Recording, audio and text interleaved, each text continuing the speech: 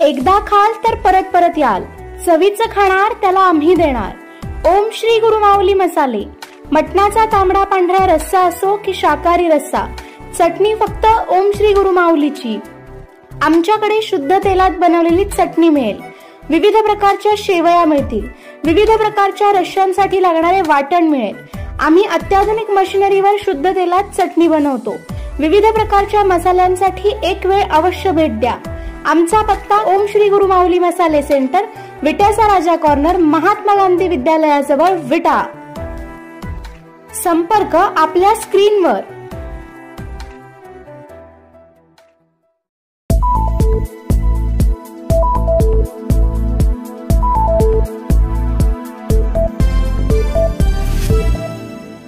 गोपीचंद पळकरच्या डोक्यात जायचंय, त्यांच्यासाठी मी एक वाक्य म्हणतो, don't ever try to get inside my head,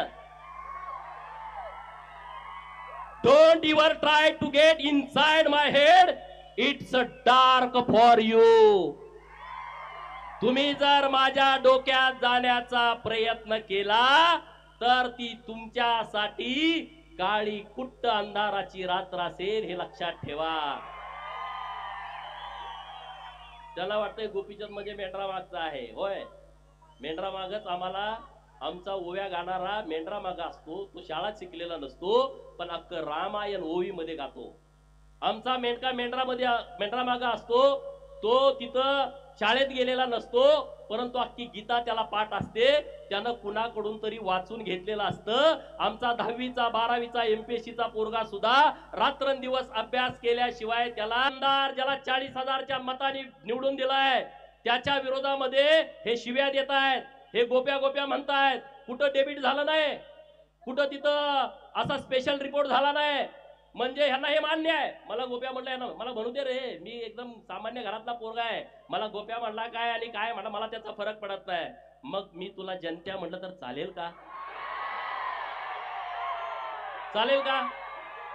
मी म्हणणार नाही पण असं म्हणलं तर चालेल का? अरे त्या जयंत्याला माझं चॅलेंज आहे, माझी हात आणि पाय तोडायची तुम्ही भाषा सांगलीमध्ये केली, ते वाळव्याचं कुत्र म्हणत होतं जयंत्याला माझं चॅलेंज आहे, माझी हात आणि पाय तोडायची तुम्ही भाषा सांगलीमध्ये केली, ते वाळव्याचं कुत्र म्हणत होतं की त्याला पोरं हुडकायला चाललेत। त्या जयंत्याला आणि त्या वाळव्याच्या कुत्र्याला मी आवाहन करतोय बिरोबाच्या बनातनं, तुम्ही जर जातीवंत पाटील असाल तर उद्या दुपारी प्रेस घेऊन जयंत्या पाटील आणि तो वाळव्याचा कुत्रा मला टायमिंग देईल, टायमिंग। अरे बघा मीडियावाल्यानो मित्रांनो, हे बघा माझं काय चाललंय, हे वाघ बघा।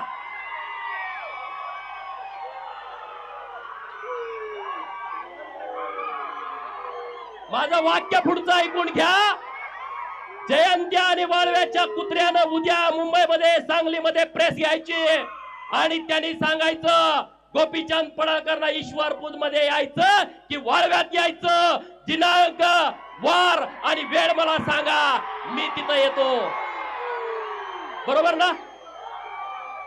माझ्याकडे पोरं यायची गरज नाही रे, ती तुमच्यात हिम्मत नाही डरपोकानो, पण मी तुम्ही सांगाल तिथं येतो, हे मला तुम्हाला सांगायचं आहे। जायचं ना? जायचं का? मीडियावाल्यांना माझी विनंती आहे, त्याला सांगा असं गोपीचंदला बदनाम करून भीती घालून गोपीचंद थांबणारा माणूस नाही आहे। गोपीचंद फकीर माणूस आहे ना, मला आगे ना पीछा। तुम्ही मला किती जरी बदनाम करण्याचा प्रयत्न केला तर मी घाबरत नसतो।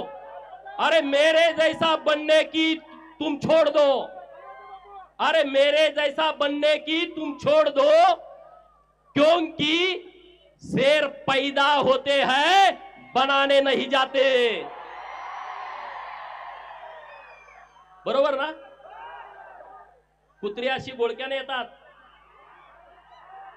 मगाशी संदीप बाबा म्हणले ते शिकारी कुत्री नाही, ती गावठी कुत्री आहेत. आणि अशा गावठ्या कुत्र्यांना मी तुडवतच इथपर्यंत आलोय. विरोधामध्ये मी भूमिका घेतो, ज्यांना मी लवत नाही, ज्यांना मी नमत नाही. त्या विधान भवनामध्ये पण गोंधळ झाला, सगळ्यांनी माझ्यावरती टीका. अरे पर एक फडतूस माणूस तिथं विधानसभेच्या आमदारांना एवढ्या गर्दीमध्ये वाकडं बोलतोय, वाईट बोलतोय, मग त्याच्या काय पाया पडायचं का? त्या तज्ञांनी त्याच्यावर मतच व्यक्त केलं नाही. हे महाराष्ट्रातले तज्ञ स्वतःला समजतात ना, घरात त्यांना बायका जेवायला देत नाहीत, पण ते तज्ञ असतात. ते म्हणे गोपीचंद पडळकरनं विधान भवनाची आबरू घाला. अरे मी आबरू वाचवली? एका आमदाराला कोणतर फडतूस माणूस ज्याचा पुढाऱ्यांना बाया पुरवायचा धंदा आहे तो माणूस वाकडं बघत असेल, आणि मी आमदारकीला भेट नाही रे. अशी आमदारकीला मी भेट नाही. माझा जन्म मी मागे सांगितलं होतं आमदार, खासदार आणि मंत्री होण्यासाठी झालाय. त्याच्यासाठी मी भेट नाही. त्याच्यासाठी मी काय असं करत नाही वेगळं काहीतरी प्रयत्न. अरे जतच्या लोकांनी मला सन्मानपूर्वक महाराष्ट्राच्या विधान भवनामध्ये पाठवलाय, जतच्या लोकांचं विरोबाच्या बनातनं मी जाहीर आभार व्यक्त करतो, जाहीर आभार व्यक्त करतो. कारण ही माझी शेवटची निवडणूक होती. ही निवडणूक माझी शेवटची होती. कारण मी 2009 विधानसभा, 2012 जिल्हा परिषद, 2014 विधानसभा, 2019 लोकसभा सांगली, 2019 बारामती विधानसभा आणि 2024 जत विधानसभा, 5 निवडणुका मी याच्या अगोदर लढलो होतो. आणि आता 6 निवडणुका झाल्या. लोकांना वाटते गोपीचंद पडळकरला लॉटरी लागली. अरे जरा अक्कल जरा चालवा, डोकं जरा चालवा. अशी लॉटरी सगळ्याला लागत असते ना, सगळे नेते झाले असते. या सगळ्या लोकांच्यामुळे ही लॉटरी लागली मला. ही सगळी महाराष्ट्रातली मायबाप जनता आहे ना, त्यांच्यामुळे मला लॉटरी लागली आहे. आणि म्हणून सर्व लोकांना माझी हात जोडून विनंती आहे की चिंता करण्याचं कारण नाही. आज सगळे जिल्ह्यातले माझ्या विरोधात जतलाच येते. दुसऱ्या तालुक्यात जाऊन बघा, दुसऱ्या तालुक्यात बैठक नाही, मीटिंग नाही. गोपीचंदची ताकद किती आहे बघा. वसंतदादाचा नातू एकत्र, जयंत पाटील एकत्र, विश्वजित कदम एकत्र, सगळे एकत्र.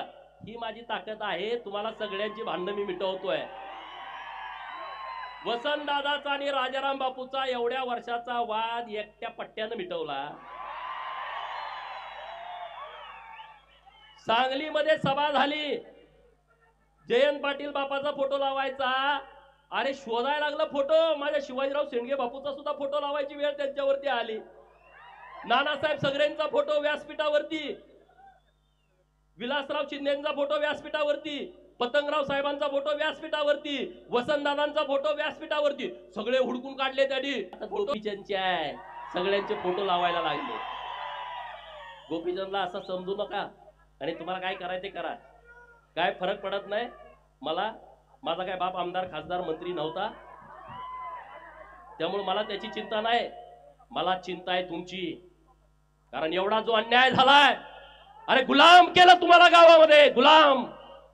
साधा सरपंच व्हायला तुम्हाला संघर्ष करायला लावला, गावागावामध्ये झुंजवला, गावागावामध्ये भांडण लावली. आमदारकी आणि खासदारकीची कधी स्वप्न तुम्हाला बघू दिली नाहीत.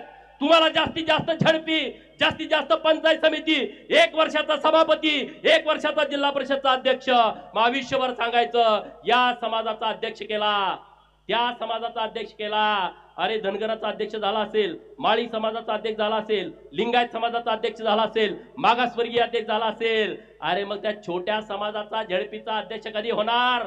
कुंभाराचा, नाभिकाचा अध्यक्ष कधी होणार? रामोशी समाजाचा पोरगा जिल्हा परिषदचा अध्यक्ष, सभापती कधी होणार?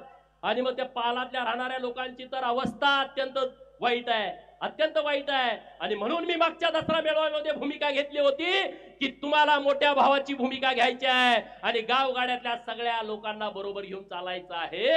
आणि म्हणून महाराष्ट्रातल्या प्रस्थापितांना वाटतंय जी ओबीसीची चळवळ सुरू आहे त्यामध्ये धनगर बाजूला पडला पाहिजे. आणि धनगर लढतोय, धनगर ताकदीने विरोध करतोय. ओबीसीतून तो बाजूला झाला तर ओबीसीची चळवळ मोकळी होईल आणि धनगरांच्या चळवळीला आमचा पाठिंबा आहे असं ते म्हणताय. अरे कधी तुम्हाला आमचा पुळका आला मित्रांनो? कधी आला तुम्हाला पुळका? आणि म्हणून धनगरांच्या वरती 2 जबाबदारी आहेत. एक, धनगरांना एसटीचं आरक्षण मिळवण्यासाठी लढाई करणं आणि दुसरं ओबीसीच्या आरक्षणाचं संरक्षण करणं. अशी दुहेरी जबाबदारी तुमच्यावरती आली आहे, दुहेरी जबाबदारी. आणि त्या जबाबदारीतून तुम्हाला पार पडायचं आहे. मला तुम्हाला आता विनंती करायची आहे, गावागावामध्ये जी पोरं शिकलेत, अधिकारी झालेत,